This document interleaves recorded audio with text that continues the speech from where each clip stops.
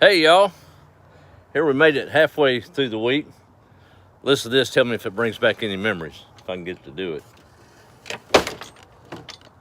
That old screen door slamming on the old house. Boy, it brings back memories for me. It never gets old. Hope y'all are having a decent week. It's done turned off a little cool here in East Texas. 50 degrees a week or so ago was fairly warm. Now 50 degrees is a mite airish. As the old folks say. Maybe that's one of me now. Oh well. Yeah, it's a little bit cooler. I had to put on a jacket today. Sissy loves this weather. That old long hair. I got a surprise to show y'all. Of course, the subscribers already know about it. We've been sharing. I'll have to throw up a little quick highlight reel for those that are curious about what goes on in the subscriber feed. We have a lot of fun and see behind the scenes stuff. But it's been a good day, good week. Just adjusting to the new routine. We've got chickens grazing. Still don't have any baby goats. That should be any time. But got a call from a good friend out Etoll way that had a couple of puppies or dogs, and well, Sissy's allergic, so make sure nobody's here walking up. Don't want them getting bit. But anyway, a couple of her critters, her mom and daddy dog. They've got out chasing a hog, as dogs will do, and had a tragedy on Highway 103 out of Etoll and killed both the dogs. And the mama had just had puppies 6-7 weeks ago. So we had to get involved and get us a new critter on the place. Let me turn the camera around. Y'all sound off where you're at. Hey, Mandy. He's doing good. Let me see if I can turn this thing around using this new format. Hey, buddy. Hang on. There you go. Say hi to Waylon. Yep. There's little Waylon and Sissy. Sissy ain't figured it out yet. She don't know how in the world she had a black puppy, but she'll take care of it just the same, huh? That's right. He's a little German Shepherd Anatolian cross, and he's living with the chickens, right? Yep, he's getting acclimated to them. Probably gonna carry him in the house this evening. It's a little cool, but he's snug as a bug in the rug in here. We got a new rooster as well. He'd dwarf old Duke, I'm afraid. And we had let's see, there's Miss Peaches, howdy. How are you? And April's checking in from North Carolina. How are you, ma'am? Turn this thing back around. It's that old feed bag. Probably prettier than I am, though, ain't it, Sissy? It is. You think so? You just want to go in the house. That's what you want to do. So we got puppy breath on the place these days. And little bitty Waylon. But he'll be a good partner as he grows. Sissy's got a big place to have to manage. That other old dog there, sweet little old thing, but he's real standoffish. Got a weird personality. I don't know. He hadn't really caused much trouble, but he's just a roamer.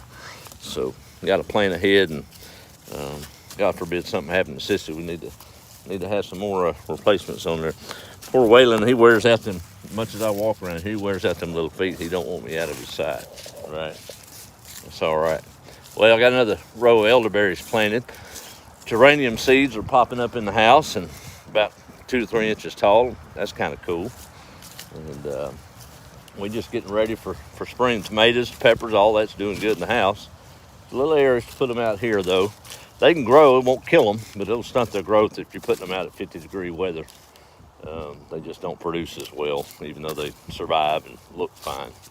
But I had a phone call or two, and one of them got me thinking about rage and anger, and everybody's mad these days. Y'all notice that? I mean, just they mad.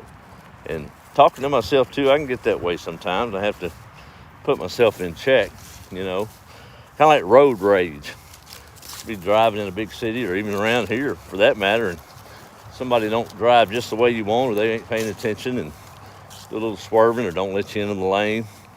Got a big old mad all over your face. Don't even know them people. Now they're living in your head. You're taking them to work, mad all day and talking about it, and they ain't the wiser. Well, why we're like that, huh? It's like if I bumped into you and you had a cup of coffee, and I said, you spilled it on yourself, and I asked, I said, what happened there? You spilled the coffee? No, you bumped my arm. I said, no, you spilled coffee. You had coffee in your cup. If you'd had tea in your cup, you'd spilled tea. Same thing. whatever's inside of us spills over when we get a little life bump. And life bumps are there, and they're coming. If they hadn't, they're coming anyway. Probably been through a few yourself.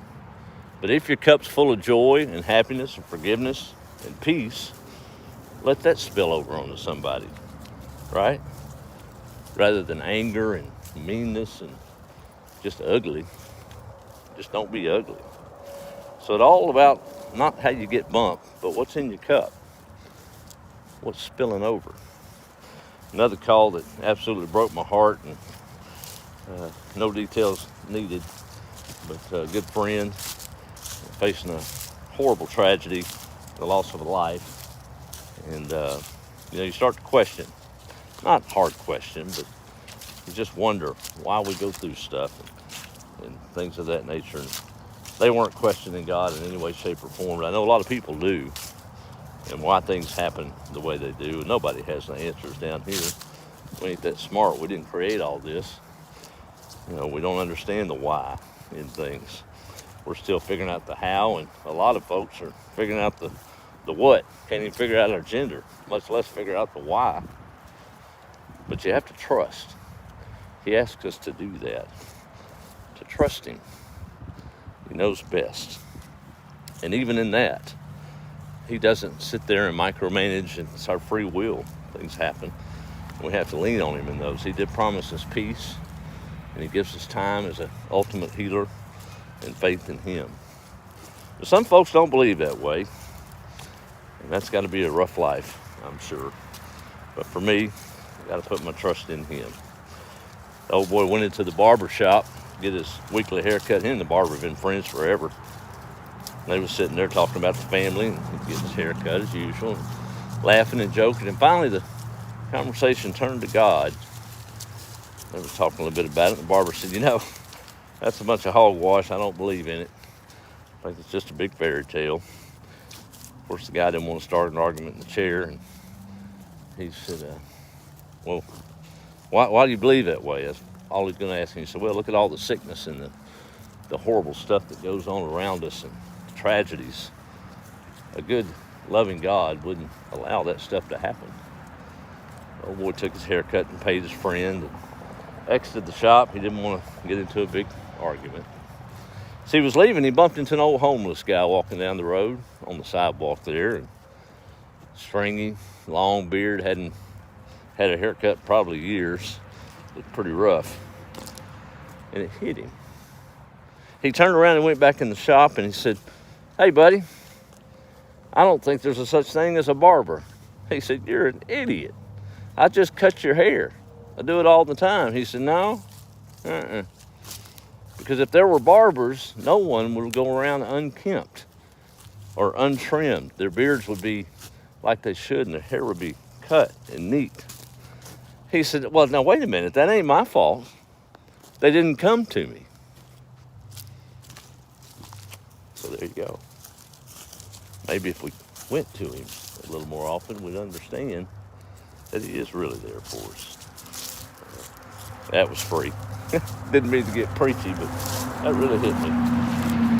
Look, wait, he's going to be sleeping good tonight, ain't he? That's right. Well, we're getting the place all gussied up. I got the red petunias. Somebody asked me what they were. They grow about 3 foot a year, and they just take off. They will take over a place. But got a little hedgerow there in the back, and next to the old HEB. Yeah, that's where our HEB used to be. Let me flip the camera around. When I was growing up, that little, a lot of history behind that little building right there. But Memo and my mom and my aunts, every summer, would put up all the vegetables from the garden, can them the old-fashioned way. There's still mason jars in there full of green beans and squash. Ain't of it fit to eat now. It's 20 years old, but that's where they'd put it all in the summer. And when we'd come up in on the weekend, Mom would make her little trip out to our little HEB there and load up for the sustenance that we needed until we made the next trip. And then, lo and behold, the circular came out, and I'll never forget it. My Aunt Tommy lived across the road over there. She was part of the crew in that little kitchen canning for everybody, the whole family. And there was a little old circular to come out from Brooks Brothers or somewhere, and canned goods were 3 for $1. had been in the 80s. And she got to looking around at all the expense of the cans and the lids and all the time. And she said, now why are we doing this? We can go down there and get that stuff 3 for $1. And here we are. And so that was about the end of the canning. But you know, it was priceless. Those memories of all those sisters gathered around each other at Mama's table and canning for their family. But it didn't make business sense, and everybody's busy and time moves on. But I got them old hedges trimmed up, and now you can see that old HEB from the road. I don't like that. I like a little coverage there, but it won't be but a month or two, and those little old red petunia bushes will take back over and give me a little privacy, I guess, there. Not that I need any for that. It's just old, you know. But, boy, my hands are getting a little cold. Let me go through this roll call real quick and see who all's on here, and then we'll go from there. All right, now. We're learning the ropes. You're all right. You're all right. You're all right. You're all right. Come on. Everybody be nice to the baby. There's too much big dogs out here. All right. There we go, sissy. He's all right. There's a little heart just beating fast. Yeah, he's all right. Oh, goodness. There you go. He's all right. Guess that other dog messed with him and shouldn't have. Sissy didn't like that at all. She can't stand a crying baby. That little white goat we had, when it first came out, boy, Sissy would just corral that thing. She thought it was one of her puppies. All right, let me see if I can see these comments. Okay. I think I got everybody there. Let's see. Hey, there's my sister. How are you? Yeah, it's a cutie. Little Waylon. There's Mr. Joseph. How are you, buddy? Good to see you checking in. And yes, he's very happy. Large paws, he's going to be a big one. Yeah, he will. But he'll grow up around them chickens, and they look bigger than him right now. And I've seen this happen in other dogs I've had. As a puppy, they start learning. And, of course, he'll be fine around them as far as threat goes. But he'll forever think that those chickens are bigger than him. And I don't understand it, but that's how it goes. Get a little congestion going on. There's Mike in California. Aggie's checking in. Howdy. Carrie, how are you? And Maria's waving. Let's see. Get everybody. There's Henry David Fox. Yeah, I think I said that one. All right. I don't want to miss anybody. I did last time. This is streaming on YouTube now and on Facebook, so I'm trying to keep it all straight. There's Ranking BAGH. Not sure what all that is, but howdy. Wherever you're at. Good to have you tuning in. But all is well on the place. Hadn't checked in a while. Thought I'd what are you looking at, buddy? I see you. Yeah, you. Okay. All right. You can go in the house tonight. Okay. All right. He's giving me that side eye. He's like, I want to go with you tonight. So that's what we'll do. All right. You can go in there and see the baby chickens. Yeah. All 8 of those are still doing good. But just wanted y'all to think about what's in your cup this evening. Be a good idea. I know I can work on it for sure.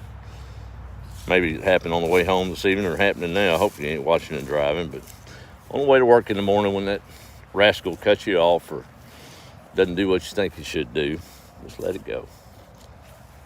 Rent's too expensive in your head. You should be thinking about family and good stuff.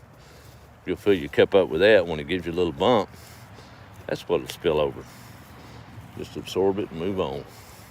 We can all do better, can't we? All right. Well, we're going to call it an evening and get in here and do some more piddling. And Waylon's going to be in the house tonight. He's probably going to cry all night, too. Hope I get some sleep. Huh? He's all right. Y'all have a good evening. Be the light, and we'll